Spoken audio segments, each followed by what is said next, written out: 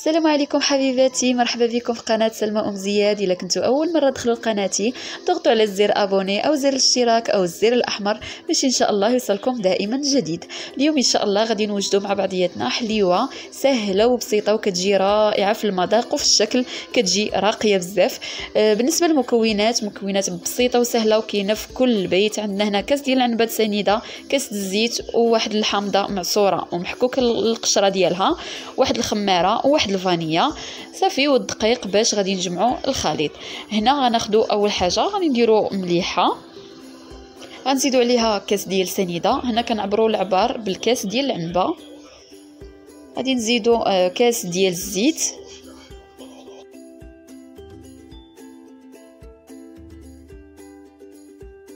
وغنزيدوا هذيك الحامضه اللي عصرناها وحكينا القشره ديالها.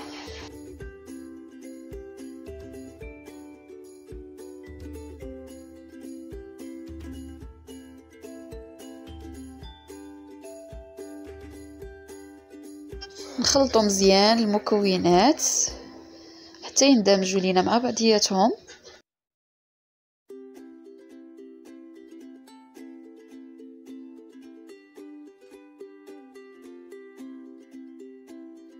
ونضيفوا الخماره والفانيلا ونخلطوا مزيان. راها بسيطه بزاف وسهله وكتجي زوينه بديك النسمه ديال الحامض، كتجي زوينه بزاف. نتمنى انكم تجربوها. بالنسبه للناس اللي عزيز عليهم الحامض غتعجبهم وما غاديش نهائيا تبقاو تستغناو عليها. راه كتجي زوينه ومقرمشه والشكل ديالها كيجي رائع. كملوا معايا باش تشوفوا الطريقه بحال اش زينت الشكل ديالها. هنا غادي نضيفوا كاس ديال الحليب،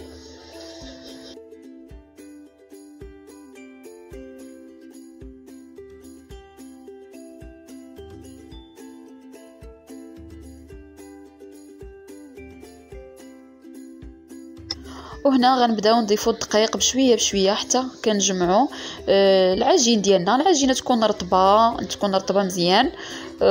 صافي نقدروا نكوروها. ملي توصلوا العجين اللي تقدر انه يتكور صافي حبسوا، ما تقصحوهاش بزاف. الا قصحت بزاف كتجي قاصحه بزاف. باش ما رطبتوها باش ما تجي هشيشه وزوينه، وتا كتحافظ على المذاق ديالها وما كتجيش قاصحه بزاف. هنا غادي ناخذ واحد الطبيسيل نديرو فيه سنيده او السكر حبيبات، وغادي نبداو نكوروا الكويرات على قد بعضياتهم. حاولوا ديروهم قد بعضياتهم ونديروهم على شكل حريبلات وندوزوهم في هذيك السنيده ونحطوهم باش نديروا ليهم الشكل ديالنا.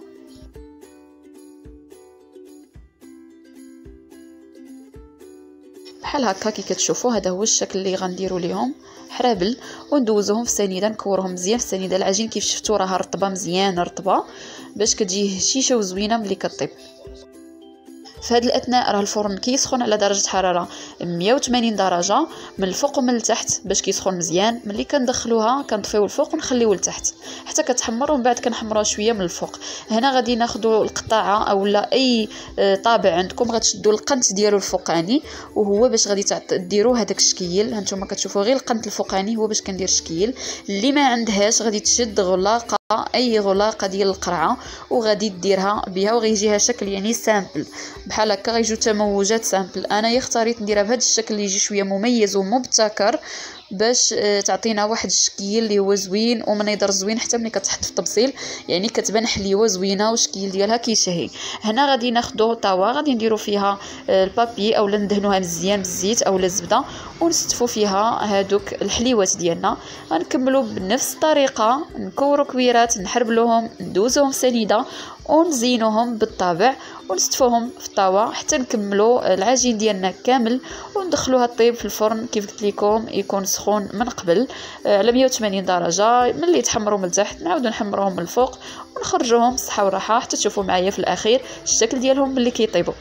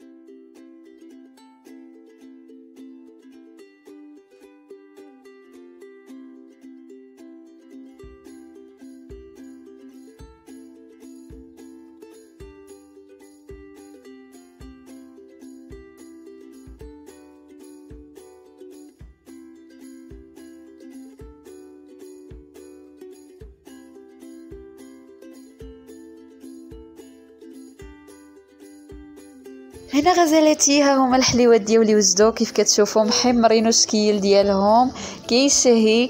نتمنى انكم تجربوهم. كيف كتشوفوا الوصفه ديالهم او المقادير ديالهم ساهلين وبساط وموجودين في اي بيت. صدقوني ملي غتجربوهم ما غاديش تبقاو تستغناو عليهم. الرائحه ديال الحامض هنايا عاطيه زوينه وكتشهي. بالنسبه للناس العزاز عليهم المذاق او الطعم ديال الحامض غادي تعجبهم بزاف هاد الحليوه. نتمنى الفيديو ينال اعجابكم. تشوفوا ان شاء الله فيديو او وصفه جديده. ما تنساوش ديروا جيم الى عجبكم الفيديو وتبارطاجيوه مع العائله والاصدقاء ديالكم. تشوفوا فيديو جديد ان شاء الله او وصفه جديده. الى اللقاء.